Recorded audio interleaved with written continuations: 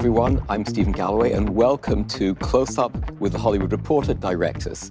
I'd like to welcome Angelina Jolie, Guillermo del Toro, Greta Gerwig, Patty Jenkins, Joe Wright, and Denis Villeneuve.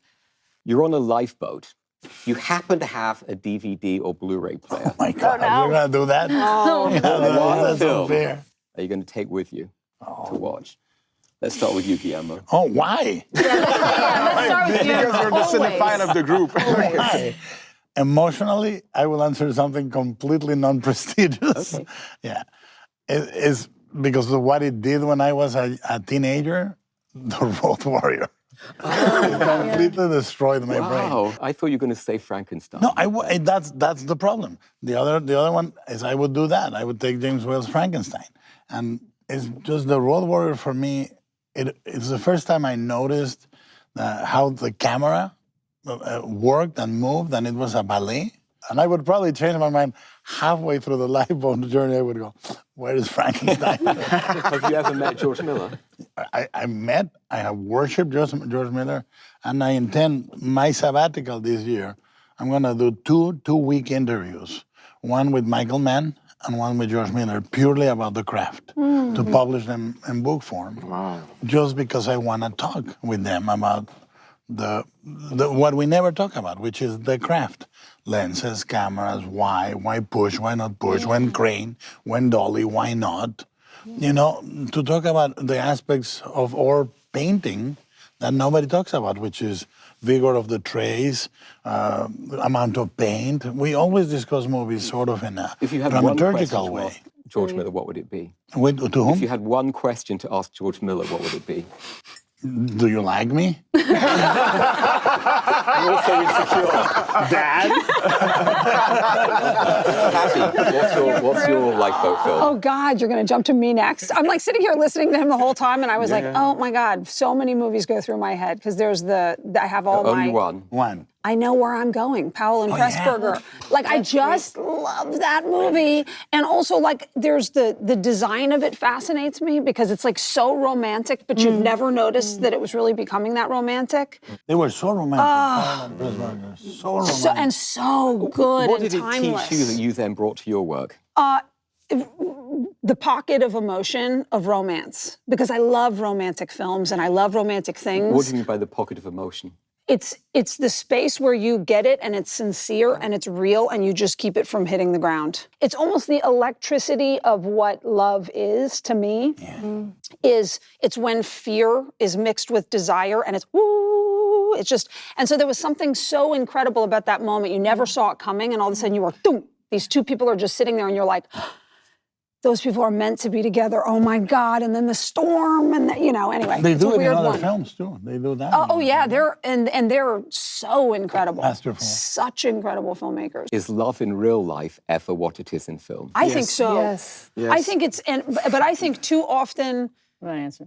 Well, anyway, I have theories about love, but the fear and desire being equaled is the thing, and I think film allows that to happen, but that's what it is in real life too. Although we always want to shut it down, and like your desire is always to get upper hand on, and then as soon as you do, it's not so much love anymore. That answer. So I think it's like desire. film allows people to feel comfortable extending it longer. That moment, or just to talk about romance, I'm not choosing this on my boat, but Brief Encounter, that David Lean movie, when they're talking and she has that moment where she looks at him, he's describing something and she looks at him and she says, "You look like a little boy just then." Yeah. And then he looks at her and it's like too late. They're already in love, and it's too late. And it's like that moment of like they both realized what had happened, and they both knew that the other one knew it, and then they have to go. And it's it's like all of a sudden you're like, oh no, you and I now you're already in love. Anyway, but your boat? What is your boat? Singing in the rain. It's a nice one. I mean, if you're on a boat, do you find that's a really good boat. Yeah. Do you find that you're trying to imitate the best in another work, or that your job is to actually to react against it? Because there is that theory that great artists actually have another artist that they react against. Against. Against. But why just one? It would be hard to pick just one that you're reacting against. There's a lot. But I think I think you're always absolutely studying and paying homage to the people before you and then turning it just a little bit yourself. Like that's the whole game to me, you know? But has it happened, sorry to interrupt the boat thing, but has it happened to you that there are directors that you start against and you end up realizing they're your favorite? And you go, I love this guy. Has or it? this, yeah? They're all silent. That means you're the only one. Well, yeah. Yeah, not so about much. it. Not so much. There are filmmakers that I have aspired to be like. Personally, you know, very personally, it's probably a reaction against my father as well, his work, you know, who was a puppeteer. Oh. And Freud would have something to say about that. exactly, yeah. He was a puppeteer, and he made very beautiful marionette shows. He founded the first purpose-built puppet theatre in London in 1961, and one of the burdens of his career was the fact that everyone saw puppetry as being a kind of children's entertainment, and he considered it to be a fine art. And so a lot of it is a kind of reaction against his perceived failure as well. You know? And react against it meaning what? Determination to do better. But your Anna Karenina Yes. has a little bit of that. Yeah, no, it's all about puppetry. It's all about how, you know, Oh, wow. it all comes from puppetry, really. Would you choose the lifeboat film with a puppet or without? Would I choose what? Your lifeboat film with a puppet or without? Oh, without, definitely. It would be what? It would be probably Wings of Desire by Wim Wenders, which I love because of its humanity, and I think on a lifeboat I might need to be reminded of my love of humanity. So I'd take that one.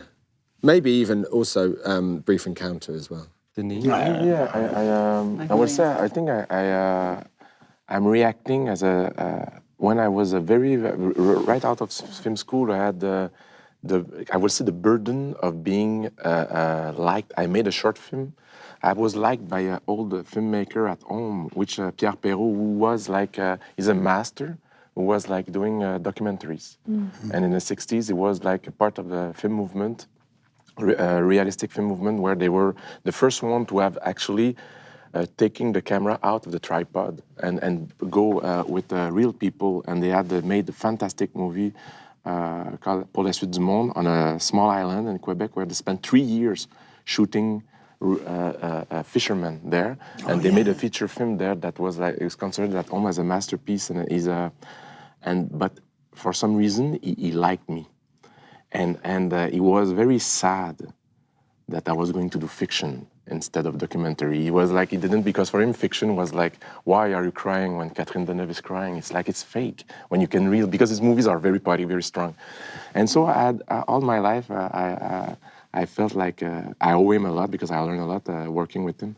But I always felt that I was the bad son, the one who went through fiction instead, because I was attracted to fiction deeply. So would you choose his film to take with you as a kind of penance? That's a good. That's a. How deep does your guilt go? There is trilogy about that island with are amongst the most beautiful movies I've ever seen. Yeah, about fishermen, and I think that could be the answer. Yeah, or to prepare me to death, it would be 2001, A Space Odyssey. That is my favorite film of all time, I think, and one that I discovered through television when I was young, not allowed to watch it because it was too late and not for me. But Forbidden fruit are always the best. And still to this day is one of my movie I revisit with great joy. It's a very existential journey, you know. I think it would be a good one to prepare me to the passage. I don't know if you're on a lifeboat. I don't know. I mean, it's a really interesting question because it's not like a favorite film, right? It's like if you were at the end of your life and you had something and this only thing that was going to. It's a horrible question. That's the question. Is it's like it's more the film that prepares you for death or prepares you for or helps you through solitude. So. But still choose the road warrior. Which actually is a bit of a survivalist. Like it's interesting. So I really. I don't know. I don't know if I'd want to be watching movies on your lifeboat. I think it'd be important to not go crazy. But I mean, I love. Might be a possibility. I mean, you know, I love Sidney Lumet, so I love The Hill, and I love The Hill because I love seeing, and maybe it would help on the lifeboat to see something just about how you manage through surviving against all odds. You know, I love Milos Forman, as we were talking about. I love Amadeus. I love Cuckoo's Nest. I love the idea of Cuckoo's Nest might just make me feel full of a certain level of humanity, but also maybe I'd be feeling like I'm going a bit crazy on my life raft, and I want to, like, you know, connect to something that feels alive. But my real answer is I think I don't know. It's hard with film. Does take you out of yourself, and I sometimes am somebody that can't listen to music because I get too influenced by it. Yeah, the same. You know, are you? Like, I can't, I actually have none, and people think I don't like music, but if I hear certain music, I'll get dark, or I'll get light, or I'll start to feel... You mean emotionally? Emotionally. So I tend to not regularly watch film because You don't, huh? I get very swayed by things. It affects me. So... Does the actual process of directing affect you too? Yes. I mean, you did a very heavy emotion drama in Cambodia. How did that impact you personally? Well, very much, and I think, like, for everybody here, and for those of us who acted and spend less time on a film, when you direct, it's going to be years of your life, and it's going to, and I think you're only going to be doing it well if you need to do it, and you need to do it well. In Cambodia, this is a subject matter that has been debated. This history is not known internationally. It's not known, and it's something that has made me upset when I was in country. I've seen how it affects the people. And I have a son who deserves to know his history. And I want him to know what his birth parents went through. And I want this country to speak. But did I feel I had the right to be the one doing that? It was hard every day to know if I was good enough or the right person to do it. But I did feel so honored to be welcomed into another culture and allowed to witness and bear witness and encourage and share and really put forward their history as this is what it will be. And this is what many of the young people, 70% of Cambodians are under 30. So this is how they're going to know their history.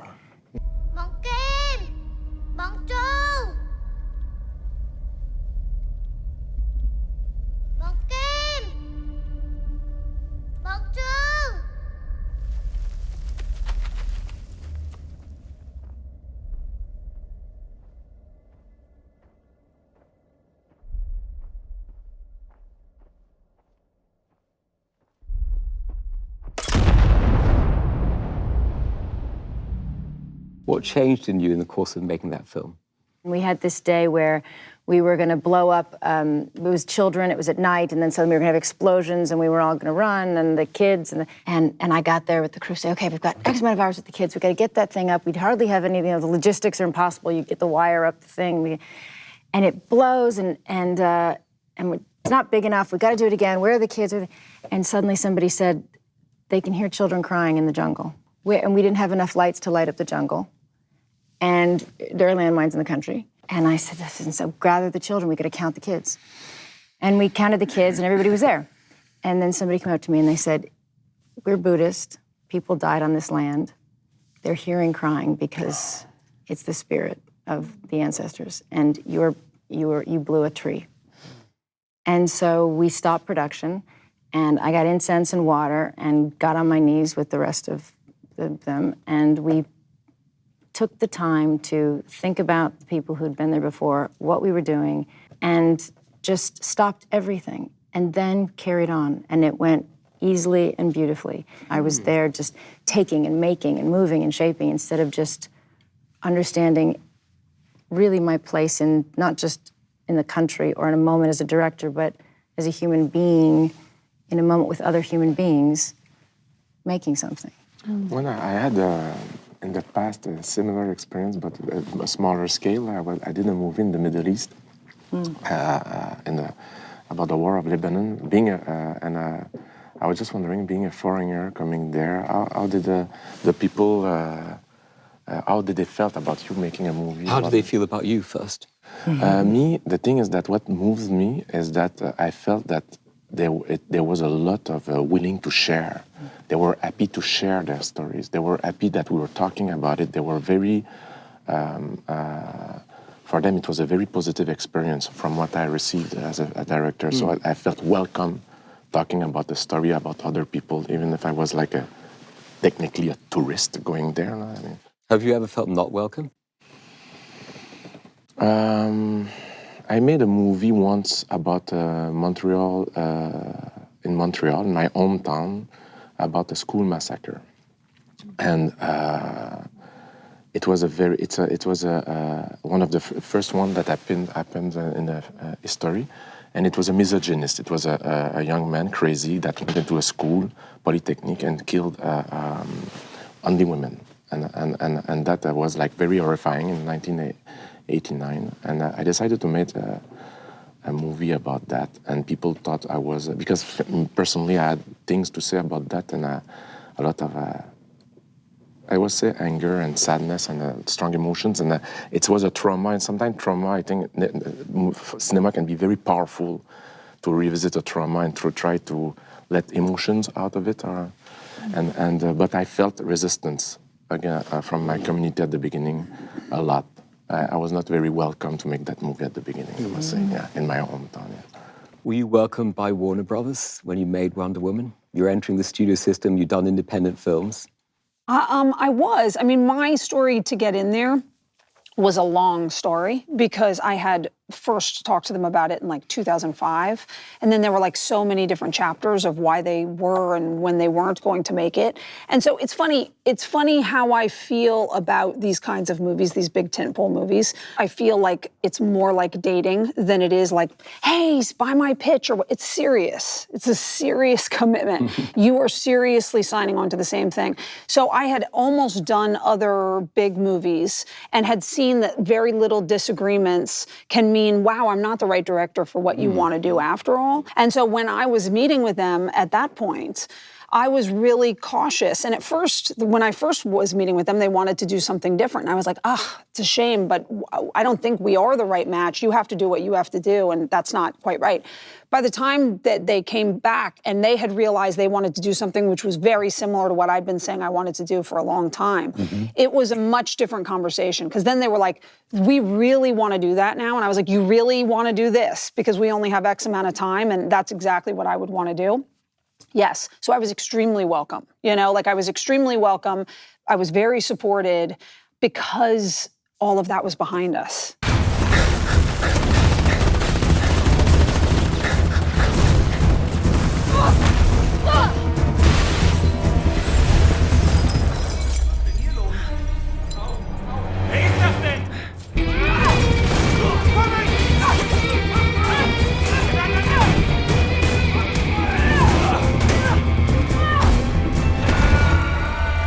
It's the biggest advice I ever give young filmmakers is like pick the right projects and take it seriously, because you don't want to end up in a bad marriage. You don't want to be like idealistic and say I could change their minds. Maybe you can't, and if you can't, then you're on that ride. So it was a wonderful experience. I don't think it's always that way, but because of the fact that there was such clarity about what we were doing going in, and then it was, then I just did it. But in 25 years, I've had one single bad creative experience. It was 1997 at Miramax Dimension. Yeah. And never again. I learned a great word, which was no. Right. Yeah. Which was the same in every language. And the thing that I agree completely with what you're saying is the small disagreements. If you're not frontal and immediate, it's like adopting a baby tiger.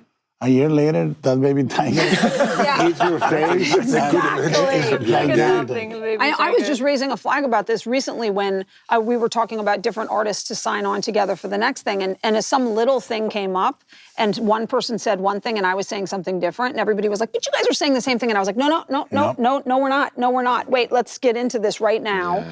And we ended up deciding not to work together, this person and I, because I was like, but if you really mean that, if you're always going to want to go that way, and I'm always going to want to go this way, let's talk about it right now, because let's not find ourselves on a battlefield down the road. Those things are serious. That strategy is important because you're always going to hit those things anyway. But yeah, those tiny things turn into giant tigers because people mean what they mean, Yeah, and down the line, when given the opportunity to duke it out, they will duke it out. Yeah. Like it starts super cordial, Yeah. and then later, it's brutal. Yeah, totally. This was over which film? It was Mimic. And we started, there was a fantastic moment in which, for those that, millions of people that haven't seen it, it's about giant insects. And there was a moment in which we developed the creature beat by beat over the course of a year and a half, something like that. I do the first test and I get a phone call saying, it looks like a giant bug. I said, it is a giant bug. And I went, oh God, this is gonna be interesting. And it was. Wow. It's horrible. The myriad of horrible anecdotes that come from that movie, But I learned one thing, and it was an epiphany. I said, I lost this battle, that battle, but I look at the images and I look at the camera work and I say, those I won completely. It looks like I wanted it. The language of camera is the way I wanted it. And I learned, okay, there's a realm that is seldom accessed, both in analysis and creation, which is the visual. It's funny, we are in an audiovisual medium and we seldom talk about that. But that's why I'm so fixated in content and forming one and the same. Because I had that horrible epiphany after. So thanks to Miramax, I learned a lot from. You learn more from the horror than you learn from the success.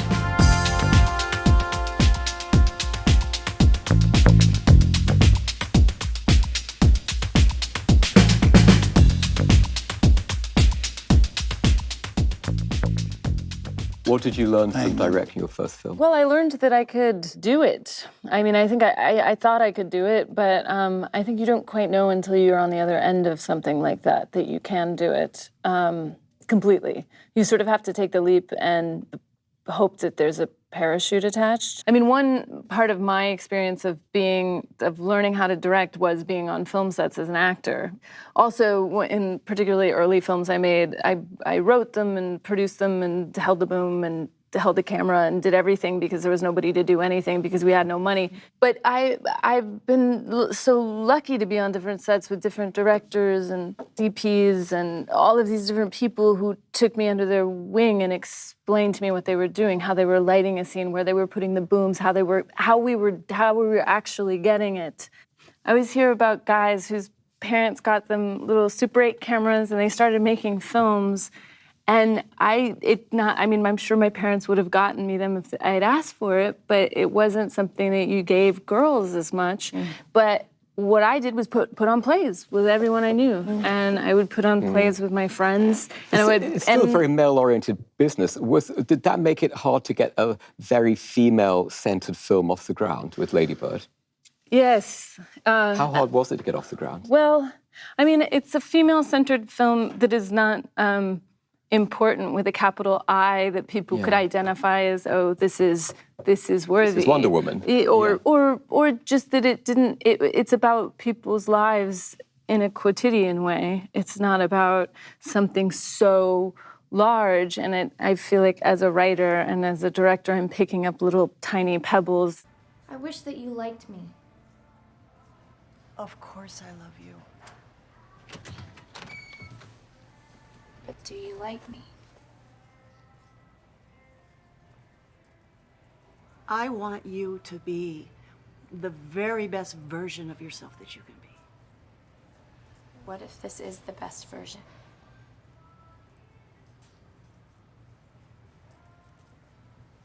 When I was taking the script around, and because it's a love story between a mother and a daughter, I remember every man I talked to who was raised with sisters or who had a daughter said, I know this. That's my wife and my daughter, or that's my sister and my mom.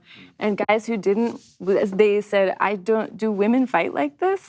Oh, wow. It's like, oh, you've never seen this, because why would you know that this is what this relationship is? That being said, I did.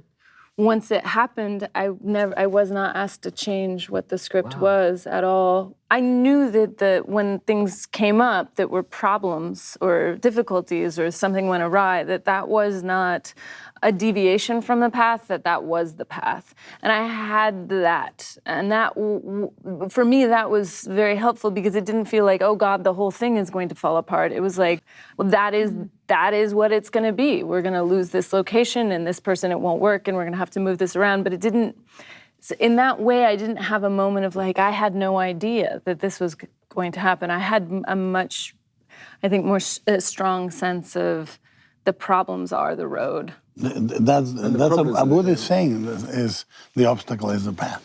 Yes. And always the obstacle gives you solutions that you find far more interesting and far more creative. It's there for a reason. Yeah. How did that happen on Darkest Hour? A better example would be the Steadicam shot in Atonement, which During was the battle. on Dunkirk Beach, which was purely a result of the fact that we only had one day to shoot that scene. And with Darkest Hour, the film was set in May 1940, which was the hottest May on record, and we were shooting in December and January.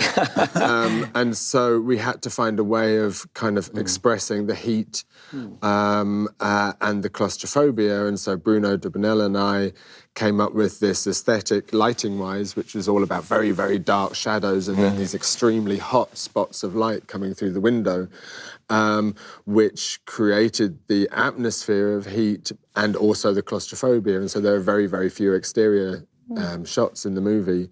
You've wanted this your entire adult life. No, since the nursery. What do the public want me? It's your own party to whom you'll have to prove yourself. I'm getting the job only because the ship is sinking. It's not a gift, it's revenge. Let them see your true qualities, your courage. My poor judgment. Your lack of vanity. Yeah, my iron will. Your sense of humour. Ho, ho, ho. Now go. Go? Be what? yourself. What was the biggest problem you had to solve on Blade Runner, Denis? For me, I will say that the toughest thing as a director is like, because technically it's things are, you can do it, you can do everything. The only thing that I cannot do is to act for the actor. And casting is like massively important, but the first take, you listen, and 99% of the time it's a Christmas. Mm-hmm. But what happens if it goes wrong? First scene, that's my biggest nightmare as a director. And did it happen on Blade Runner? It happened at one moment that I said, okay, I was wrong, and I was not able to bring that artist where it needed to be. At the end of the day, it's okay because I push, and I was able to. But it was that for me is the nightmare. Before I directed, I mean, I'd been secretly taking notes a long time, but then I actually had a phone conversation with a lot of directors I know who I've both worked with and just people I know, and I got direct advice some of it was very specific, like. Someone told me, if you don't like a shot, just start turning off lights because you probably have too many lights on, and it gives you a second to figure out what you don't like about it, which I've used. But somebody told me, anyone is replaceable if they're hurting the movie. Mm-hmm. And you just, if they're hurting it, it's... And I agree with you. You have to. Yeah, on a big movie like that, I learned that same thing and saw that. It's a massive organism, and you have to be a leader. So huge. You have to be a manager in a whole other level of you have to identify where the problem is on a troop. and deal with it. Because you can't have, there's not enough. The problem was what? I mean, I had various little ones, but I had like various little interesting, massive group dynamics where I was like, this whole group of people works together great. And now all of a sudden they're all complaining about each other. It's you. It's you. You have a problem. And I tried to fix the problem and I couldn't fix the problem. And then I had to get rid of that person, you know? But it's the same thing. I was like, I understand why you're doing it and I feel for you as a person and all of that, but you're a destructive personality in the midst of hundreds and hundreds of people who need to go to work every day. And we just don't have time. I think one of the things that is the hardest thing about being a director that I have is, and a good lesson at one point for me, there's that moment where you, at least when you're beginning and you really want to, because you do, it's like a family, and you want to keep everybody in the family happy, and you want everybody in the family to take care of each other, and you feel very much, especially if you're producer, director, and everything, but really that you are the one who's kind of taking a place as a head of the family, so you better be responsible to everybody, make sure everybody's okay. And I think one of the hardest things is also your instinct to when you have to push your family, right? So whether it's you need that one extra hour, or you know the actress or actor is in so much pain because they don't want to have to keep doing this, or this person is this, or you're going to have to push your crew and you know they'd love to say, come on, just let us go home, or, you know, or not even the length, but even just the way you have to push them to say, this is not going to be easy. We're going to have to do this, and they're not going to like it. And I think when I first started, I was a little bit more aware of not wanting to I wanted everybody to feel like this is the greatest experience and the greatest days of our life, right? And then I realized, you know what, at the end of the day, there can be days that they don't like me because I'd rather them not like me and not have wasted 5 months of their life. Because I want them to be proud of the end result. I know that real leadership is pushing people to do something that at the end of the day, they're happy they did, and they're proud of, and they're happy to be a team and work as a team, not to try to... Yeah, you're not there to make friends. Not there to make friends, and that's a very hard thing. That's a... But also, I try to give people a sense of ownership of the film. Always. Like, so that it's not my film, it's our film. And that even, you know, the caterers have a sense of ownership and excitement about what they're engaged in. And if you then manage to create that sense of ownership, then they're willing to go They want to work extra, harder, you know. In some ways, we are like then they help you. What was the worst day for you? There's been so many. 25 years. It's been 25 years, and I've gone through basically everything. Movies that are 19.5 or 195 million, and I've gone through all those. Shape of Water, I know you had. Shape of Water, I'll tell you one that is everything. Everything. I had a first day that I cannot speak about. First day. So speak Second about it day, anyway. Worse. Then, and it went, of 65 days, we had 64 really difficult days. And one day was easy. But we had a great example. There's a moment where Michael Shannon parks in front of the cinema, stops, runs up the stairs. We do a Texas switch because the staircase was fake, and I have another guy dressed like him on the other staircase, which was separate, and I do a Texas switch, and he goes to the door, and I said, I got it. And my DP says, like all DPs always say, get another one. I said, I got it. He says, well, take two. I go, okay. And we had scouted, and there was a great crane I wanted to do, a techno, that a post was on the way I couldn't do. I said, no, let's move to the crane. He says, no, get another one. We got to the second one, and this is one of those days. Many things happened that day. This is one of them. Shannon parks the car, gets out. The car stays on drive. It's an old car, 1962. Stays on drive. The car continues going.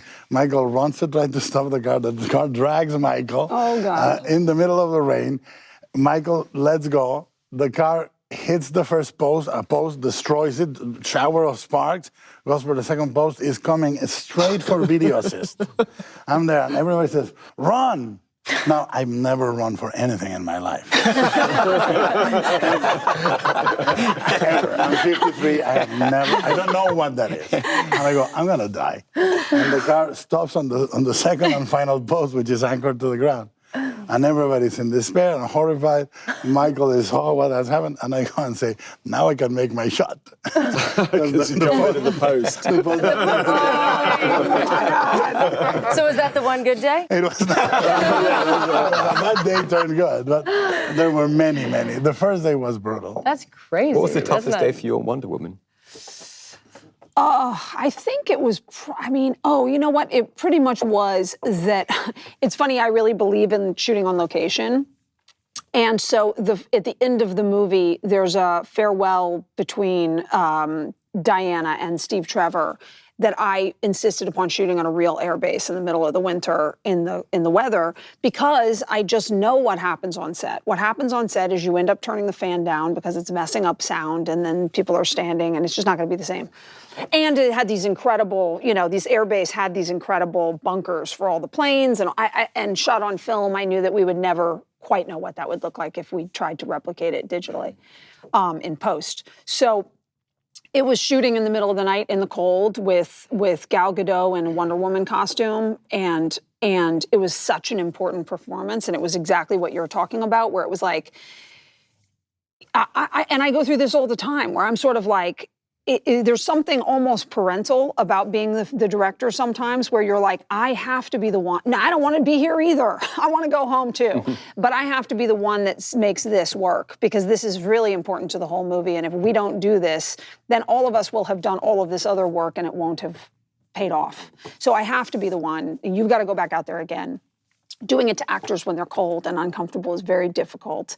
But it was a hard scene to get, and it was freezing cold, and Gal was literally nearly like losing it. Like she was like shaking, and it was like, we gotta go, we gotta do it. Take the coat off, you know, and she's standing there and Chris is tired. And I think that was the hardest day, just because I really hated doing it to everybody, but it was just really mattered. And I knew that if we tried to do pickups later, it was never gonna be the same. Denis, on Blade Runner, what were you most pleased about in that film? Actors. I'm very proud of the actors, and more specifically the young actresses. There are 4 of them that did, I think, a fantastic job. And Ryan was my muse. Where were you? Atlanta? Must have been brutal. Plan on taking me in. Take a look inside.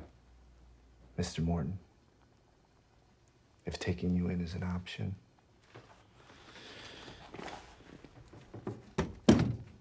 I would much prefer that to the alternative.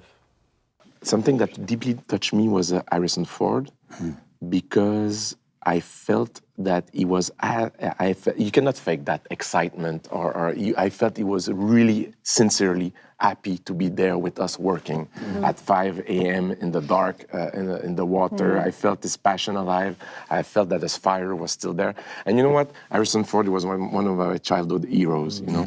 And I deeply loved him. And there's a saying, never meet your heroes, you know? Yeah. And that was, for me, it just increased my admiration and my love for him, because sincerely, he's a committed artist, engaged, and he was very generous. So I honestly, that's all I would say. Among your heroes, filmic heroes, who've you met who surprised you or was different than you'd expected? Can you get back to me? You know I can't do that. Who was different than or any I expected? Yeah, I don't know. I mean, maybe because I grew up in this business a little bit with my father. I early on realized how average everybody is in this business. You know, I grew up thinking, you know, there's nothing unbelievably special or unbelievably different about these people, except for sometimes they think they are unbelievably special. So I think it's just whether you're pleasantly surprised that there are other just great people, you know? I mean, I tend to find that when you meet people like who's a great actor, like a Daniel Day-Lewis, he's a great person. And I don't know if it's a coincidence that some people who come across a certain way or make films with a lot of humanity are people with a lot of humanity, you know? Then they're really complex artists that maybe are complex people, but their work's really interesting. And so, I don't know, I think I kind of see it all kind of for what it is. I'm happy to be able to be a part of it, but I also have a kind of,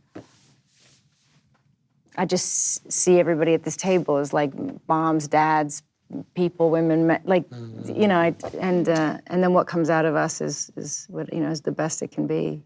Has anybody given you a piece of advice that you carry with you in filmmaking? Shoot the wide shot first. Yeah.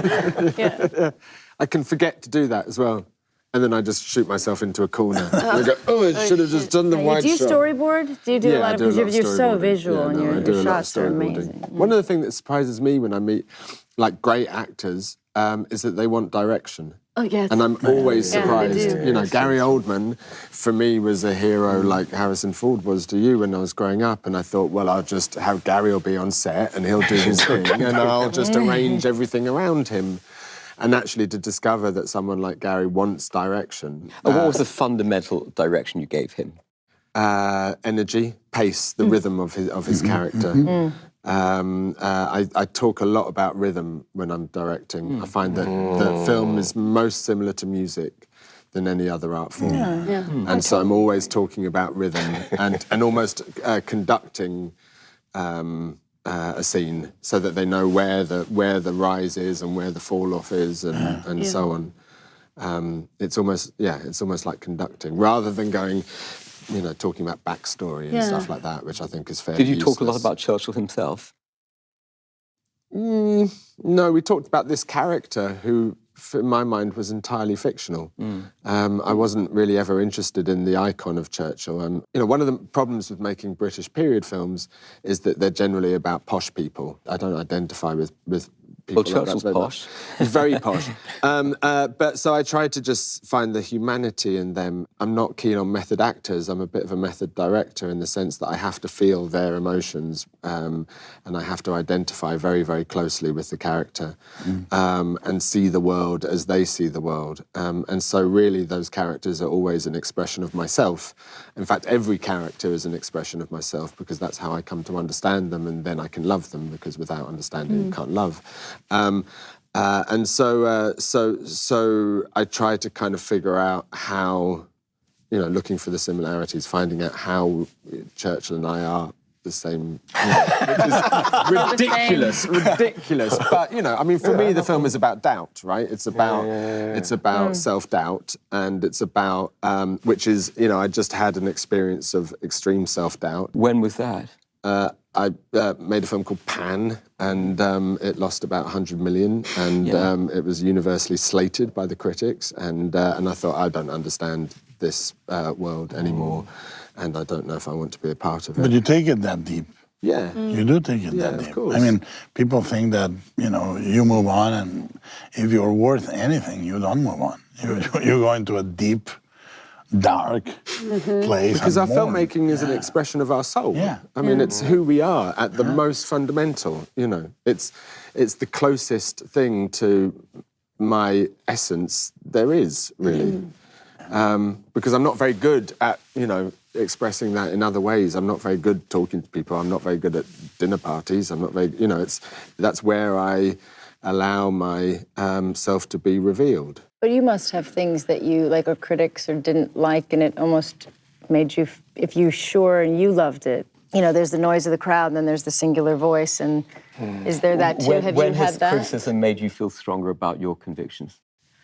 I had that on a film I did, By the Sea, which I don't think is a perfect film by any means, but I had a moment when I put it forward, and even when we were making it, people were saying, well, people aren't going to understand this, or this isn't going to be taken this way, or this is more like this thing, and that's not going to be what people want, or they're not going to...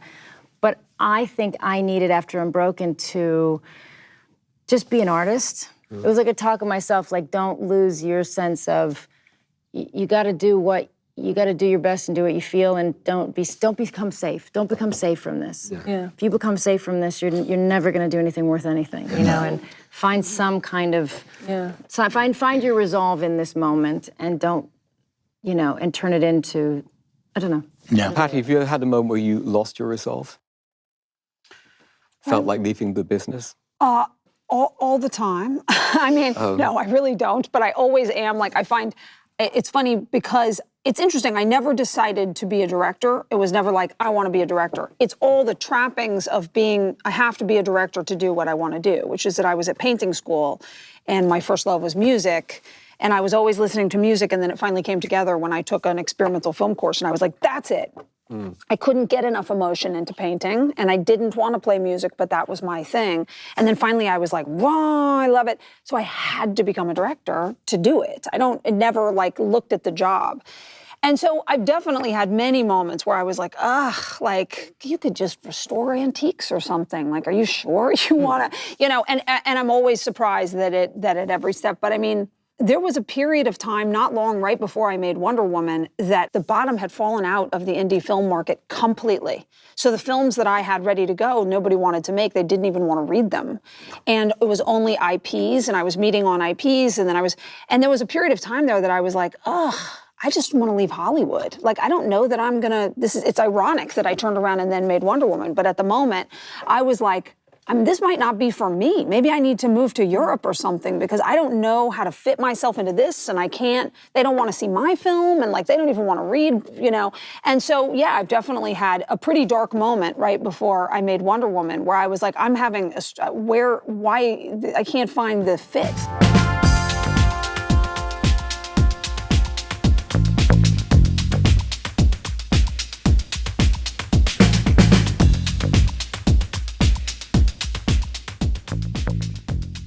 that If you works. left film, what would you do?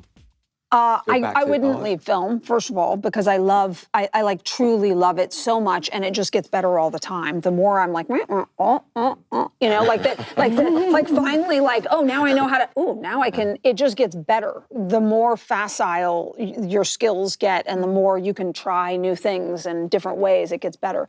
But I'd be a psychologist. Oh. I love people. Yeah. It's my interest in art and film is greatly fueled on the other side by my curiosity about people, which is why I'm interested in telling their stories, whether it be about why you would become that serial killer or what it would feel like to have tremendous power. It's my Greta, curiosity. what about you? What would you do if you left film? Well, my first love was actually theater more than anything else, theater and dance, and I didn't know movies were made by people. I thought they were handed down from gods. I didn't. I mean, I knew people must have made them, but I didn't know who they were. And it wasn't until I was an adult that I realized that, these are made by people. And part of it was I started watching films that weren't products. They had personality behind them, and I hadn't really seen quite that. Like in New York, there's Film Forum and Anthology Film Archives and Museum of Moving Image, and I started to see these very particular, strange movies that I wasn't totally sure what to make of, but they felt like what? I remember the first time I saw Tropical Malady, the Apichatpong film. Where is it? Yeah. Yeah, and I thought, it made me angry because it's a bifurcated structure and I'd never seen anything like it. And I was like, what is this? It's clear to me that it's clear to him, but I can't figure it out. And I went back again and again, and I had the same experience with, we were talking about Claire Denis' film, Beau Travail. I sort of couldn't, but I suddenly saw it as art and as made by people. But yeah, theater, and I also think, I remember reading about why are there so many more computer programmers that are men than women. There's nothing, originally computer programmers were women because nobody thought it was very prestigious, and then later it became all men, and part of it was in the 70s and 80s, all the computers were marketed towards young men, like get your son this computer, and then they would learn how to program so that by the time they got into college, they already had this basis, and so when women would be in programming classes and they'd come from the math department or whatever, they would be like way behind because they hadn't had the tools. It's interesting you spoke about psychology. What is, do you think, the most crucial quality that a director has to have? He has to think and film. Yes. I just said he has to think and film. That's interesting. A director has to think and film. And I think that's rare. I don't think a lot of people do. But it's not about thinking visually or thinking dramatically. It's literally about seeing the world as film, as an audio-visual, time-based experience. Also being fearless, I think. I think the same thing is not be afraid of, because sometimes the most brilliant things are the things that are closest to being ridiculous. You know, and if you don't know when you have to not give in and you have to pursue it, you know. So when people talk about vision, which I think is a very strange word that ayahuasca may provoke, but not this industry, you know, you just know that you're going to have to fight for that second ending. Well, it's funny, I was going to say responsible vision, because I think you do have to have, like, I see how this film could work out, but it has to have, you have to have some responsibility to, like, the realities of filmmaking and how that's going to work, and bravery and knowing that you're being brave and giving it enough room to have life. So I think, but a plan, I think you do have to have a plan, because I was amazed. The most interesting thing in doing such a huge movie is that there really are, there's a huge insurance policy on you. And it's like, you cannot ride a bike, because if you fall off that bike, and I had a couple moments there where I was like, oh my God, I'm the only person who understands how 17,000 pieces that just happened in a row are going to fit back together again. And it's like, you have to have that ability at some point to be like, oh, I remember on the day we dropped that line because then I said, oh, that's fine, I'll do it by doing that shot over. I don't know that I told anybody that. I know that in the edit room, but you know what? We're going to do it this other way. Anyway, it would be fine. Somebody else would come in and take over the movie, but it's like... You're talking about practical and artistic responsibilities. Having a vision and seeing and keeping it whole. And I want to talk about a different kind of responsibility. Kazan, many years ago, wrote a pamphlet about what a director needed. He needed to know architecture, he needed to know art, he needed to know literature, this, that. And I showed it to a friend of mine who's blacklisted, and he said the only thing Kazan doesn't say, he needs to know ethics. Society at the moment where especially today, we're dealing with all sorts of ethical issues, particularly about harassment. What is a director's responsibility ethically? You just have to be a good human being. You can demand anything you want professionally. I think that you can be irrational professionally and say, when we're executing this operation, you need to do what you do or you're not part of the team. You can be that hard. For example, when firing someone, which I've done many times, I insist on doing it myself. I want you to know the studio's not forcing me. I want you to know I'm not a producer, I'm doing it. The same goes for ethics. If you tolerate something on your set from whoever it is can be a star, it can be a super producer, and you see it and you allow it, you're more than a father figure. If you direct properly, you are somebody As a man, I will say exactly the word that came to my mind is father. Yeah. I mean, you are responsible for the people around you. You are supposed to be the one who is directing them and trying to create a safe environment and a creative environment. And as a man, it's the thing that came always to my mind, the way I behave with this as a father. And you don't back, I mean, I've had very imposing executives, studio heads, stars, imposing physically and in terms of the stature in the business.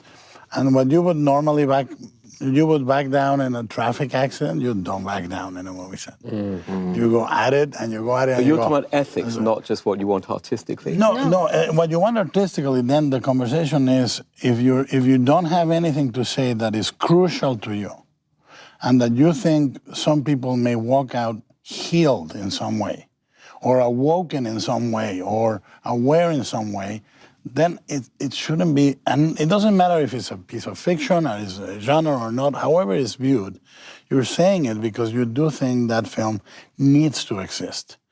So ethically, obviously, you don't have to respond to the pulsations of the moment, but I think that all of us in this table, all the movies that were made specifically for now. For one or different reasons, because we feel that they were needed now. I feel the urgent political human need that you can see the other and see the beauty and the divine in the other as opposed to the fear and the hatred, and it was urgent. I mean, this movie was so personal to me, doing The Shape of Water, that sometimes there are two scenes I cannot discuss without weeping.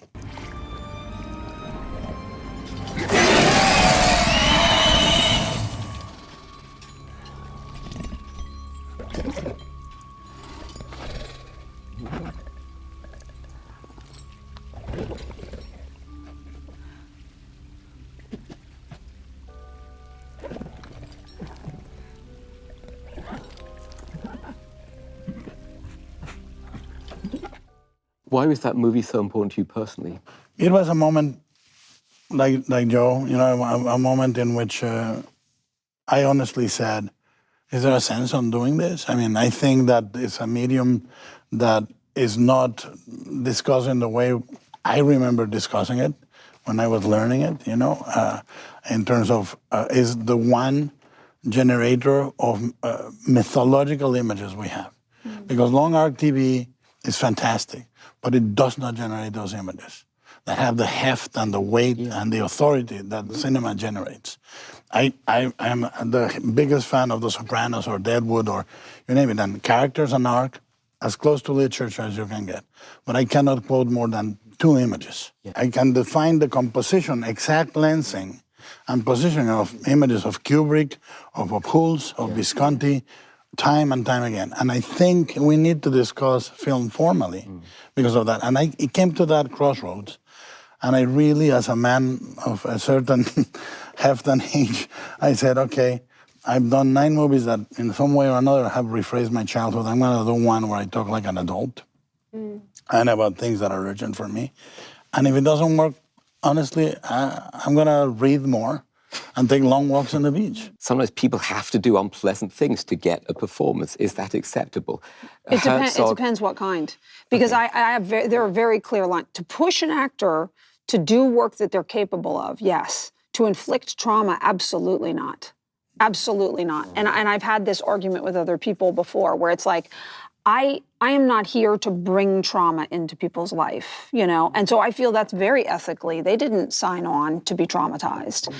So my job as a director is to conjure the best out of other people within what they have already to work with, and maybe new scenarios like cold, or, you know, like, yeah, maybe I am pushing them in towards cold and things like that.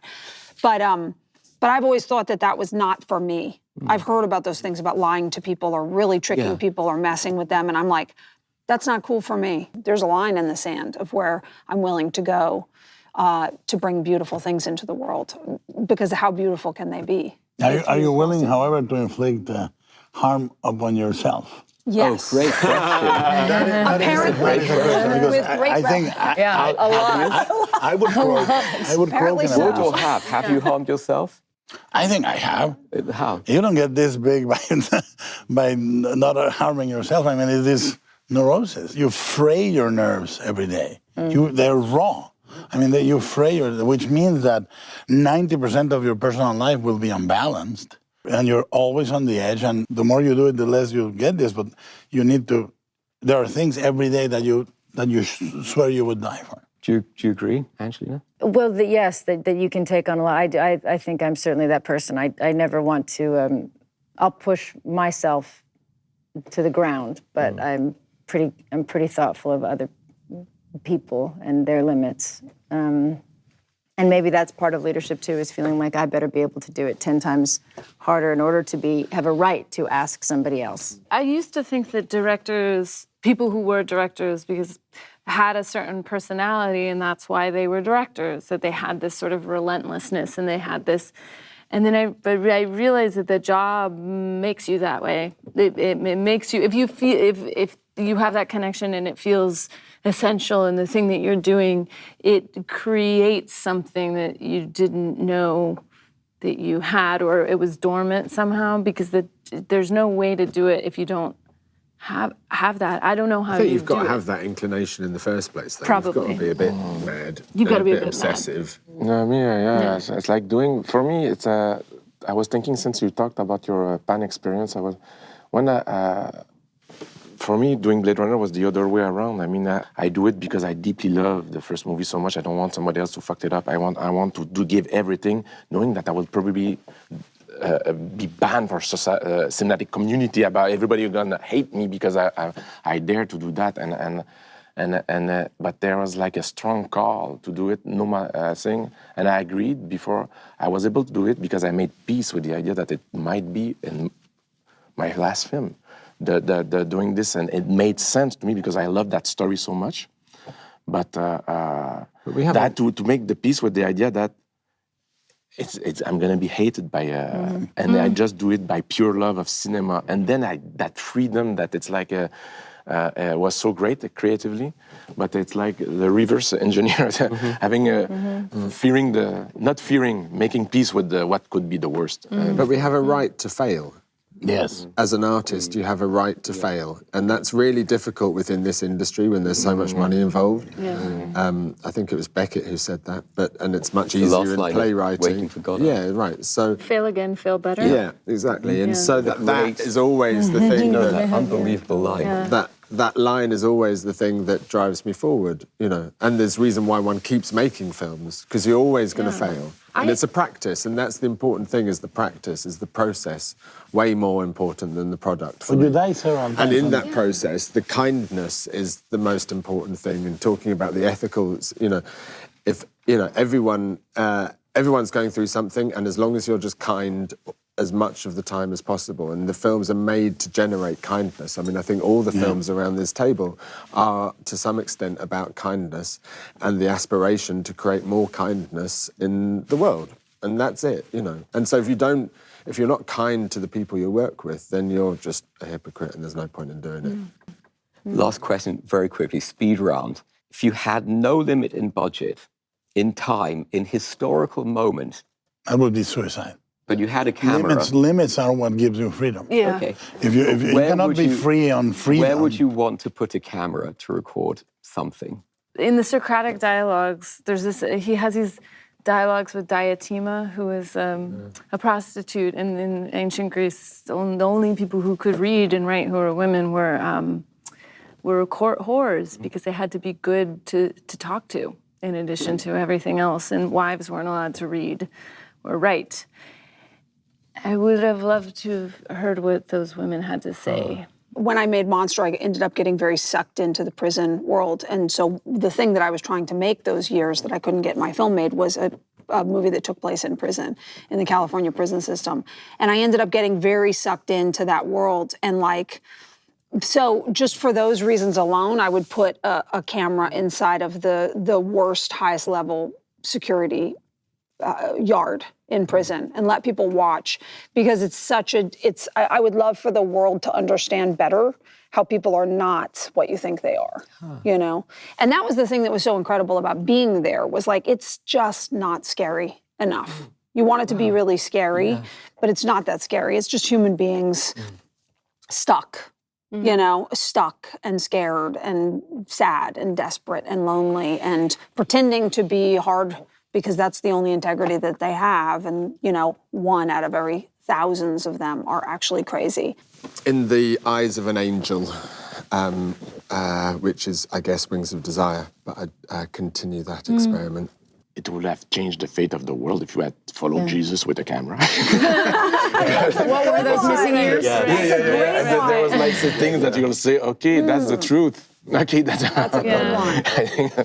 It's really difficult. I've been honestly really angry about how much has been seen on film, from, you know, chemical attacks in Syria to Rohingya being displaced, to people do see things inside some prisons, to people seeing people abuse other people, and I see very little movement and very little change, very little calls to action, you know? And so I think we're more aware than ever about what's going on around the world and bearing witness to it with cameras, and yet people seem more distracted by kind of silly things they can watch than even, and if they see it, they can kind of dismiss it.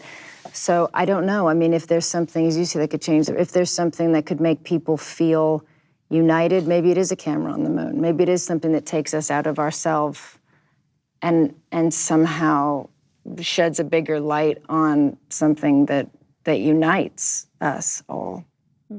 Guillermo. No, there are certain moments of my childhood, too personal to share, and that I would love to have a look with more accuracy than memory allows, you know? And I would love to see the people that I made into a theater with a more kind eye, a more objective eye, and myself in those moments in a more objective eye. And they would be perhaps the key to solving the puzzle that I've been trying to solve for 43 years. Don't solve it because the films will be. That's good. what I would like to I guess it's really extraordinary, and you're all lovely too, which is nice. Thank you so much. That's the end of the roundtable. Thank you very much. Thank you. Drink for everyone. So nice. Ready? Okay, quiet on set. And I look down the lens. Yeah. Let's do it. Hi, I'm Margot Robbie. Bryan Cranston. Robert Pattinson. John Boyega. Sam Rockwell. Willem Dafoe. Emma Stone. Allison Janney. Guillermo del Toro. Thank you for watching. Thank you. Thank you for watching. Thanks for watching The Hollywood Reporter. The Hollywood Reporter. The Hollywood Reporter. On YouTube. On YouTube.